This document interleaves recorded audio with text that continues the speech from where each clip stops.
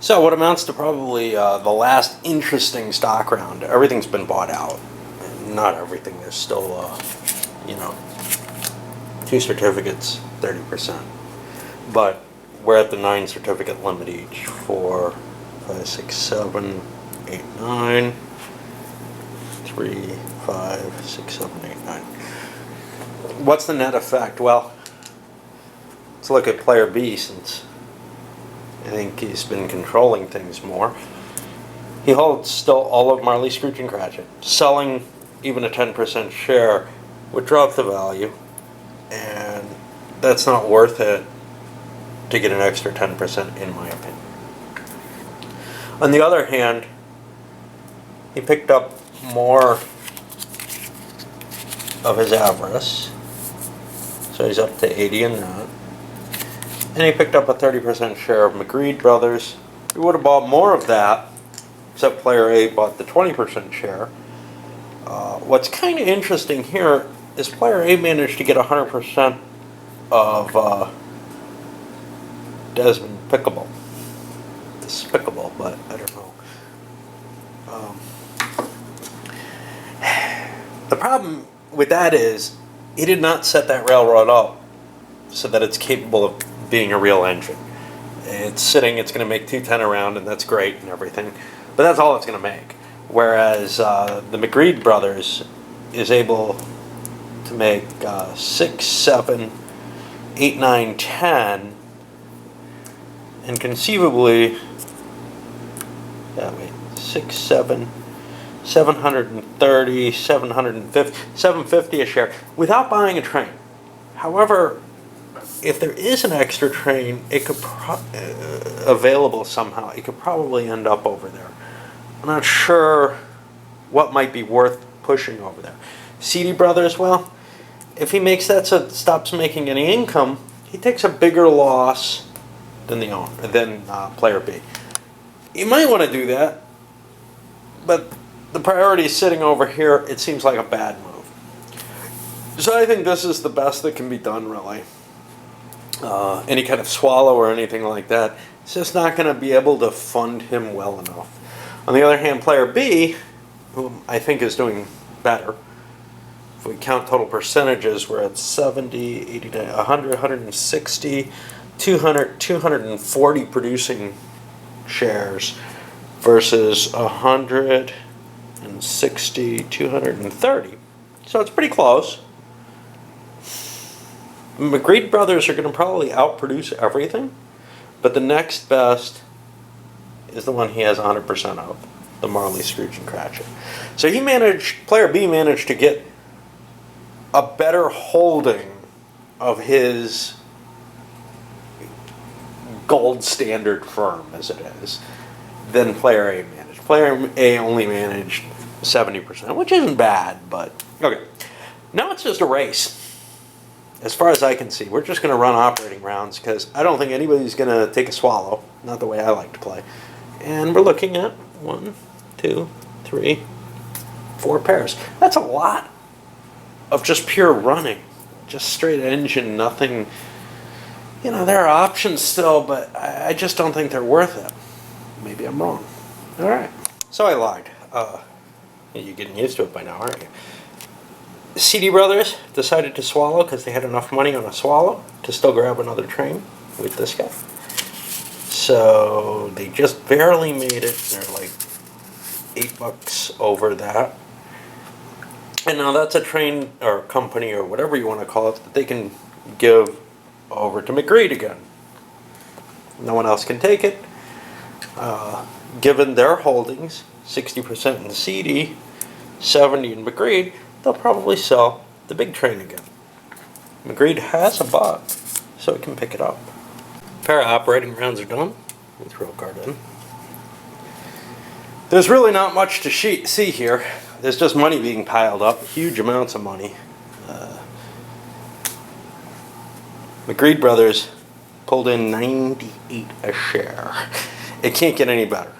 It's got 4 train spots and 1 rail improvement. That is it. It's as big as it can get. The others are also running at their maximum. We got 2 trains here and everything filled. 1 train there, everything filled. Good old CD Brothers can still increase its revenue a little bit. This one's full up. Rather than play out the last rounds, both players agreed they're not going to be changing their shares. So we're going to just run 5 rounds. 1, 2, 3, 4, 5.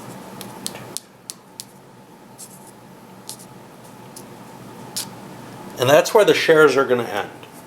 Here's the payouts. Now, all of them are fixed with the exception of one. The one that's not is CD Brothers. CD Brothers is able to go 140 on the first round, 150 on the second round. Everything else is set. I calculated out the amounts that each one made. Now this is total amount for companies. This is going to be multiplied along. I'm going to add the share value in eventually and multiply it by the percent that a person owns. So the MSC, Marley, Scrooge, and Cratchit made $2,050 in cash. Since he has 100%, I'd multiply that by 100%. He gets $2,050. Plus, he gets 350. Actually, that's 3,500 because that's per share. So its total value will be 5,550 for the round. Now, let me just go over the total payouts in cash. Stock value I'll throw in, and then I'll add cash on hand to the I'll do the multiplication, I'll add cash on hand, and we'll see who wins. But right now, here's the amounts that were produced. MSC made 2050. It's the Marley, Scrooge, and Cratchit. The CD pulled in a total of 740 with its one little train, kind of cranking. The Avarice only pulled in 700 with its train. It's a little behind the CD Brothers in terms of total cash production. The Despicable pulled in 1,050, and McGreed pulled in a cool 4,900. That's going to be huge. But if we look at total value, we have that 3,500. So this is 5,550. McGreedy is only worth 1,600 on top of this. So it's at 6,500. It's not as big a difference as it may sound like when you just look at the cash payouts. The cash payouts are huge because the money that went into owning the specific shares of these things, well, the McGreedy ones were a lot cheaper, especially proportionally, than the Marley, Scrooge, and Cratchits were later in the game. Which is to say, when these were actually purchased, they were worth significantly less than when these were purchased. These did gain at a higher total, but maybe not a higher percentage. That's hard to tell. And they certainly didn't gain at a higher percentage when you factor in the run. All right, I'm going to spreadsheet out what everybody has at the end, what the 2 players have at the end of the game, based only on this. Like any XX game, the money that's in the company treasuries is unimportant. Not that there's anything of any significance in there, but that doesn't count towards what you own.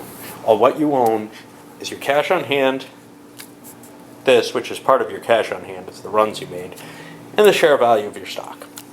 Okay, so I spreadsheeted out the values, and here we have basically the total amount of run plus stock value times the percentage they had.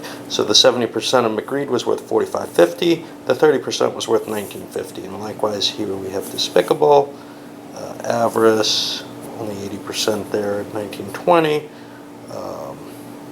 CD 1524 to 764, MSC at the big 5,500. That beats out however much the McGreedy was worth. Next we have the cash that they had on hand, and I have this kind of stacked out here to just kind of show it a little better. It's hard to see because of the hundreds. They're hard to see what it ended up as. But we ended up with 2312 for the first player and 1947 for the second. But the grand total, what is that, 11636 for the first player, 12079 for the second, assuming I didn't make any calculation errors, which is a big assumption with me. I screwed up the tax game this year. Boy, was that kind of painful. Okay, so ended up being a close game. I was kind of surprised. I thought player B was actually behind after those big runs on the McGreed brothers. But before those, I thought player B was well ahead. So it's just a matter of, was there enough catch up? I don't think buying that train was a negative thing, the last train there that required a swallow.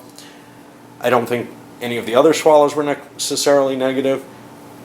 I just think that player B got the upper hand fairly early in the game and never really lost it, but the longer it would have gone, the more player A would have gained. I'll come back, well, I think I'm going to do a separate review on this and just load this one up as is.